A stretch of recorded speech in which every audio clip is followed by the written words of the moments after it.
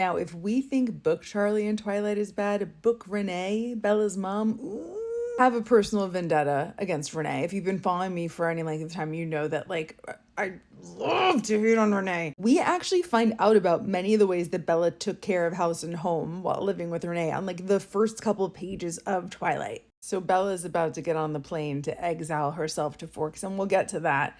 And Renee is like, "You don't have to do this." And Bella, who is the mom basically in this situation, she says, "I felt a spasm of panic as I stared at her wild, childlike eyes. How could I leave my loving, erratic, harebrained mother to fend for herself?" Of course, she had Phil now, so the bills would probably get paid.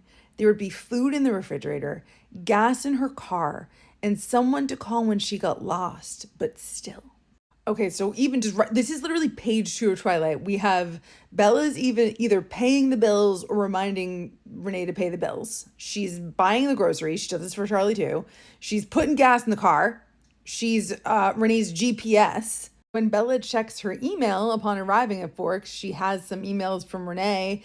Renee is saying that she misses Bella, but what she really wants to know is where her pink blouse is. She says, "I can't find my pink blouse. Do you know where I put it?" And Bella writes back saying it's at the dry cleaners. You're supposed to pick it up. So she, housekeeper, sending things to the dry cleaners. This is an incredibly dark passage in the illustrated guide. This is Renee's entry. Renee's life was still more than a little chaotic, however. She was always getting herself into messy situations.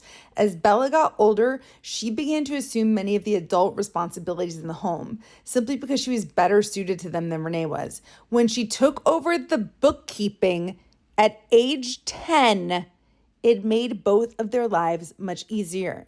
A 10-year-old doing the bookkeeping for the house, like Bella's head of household.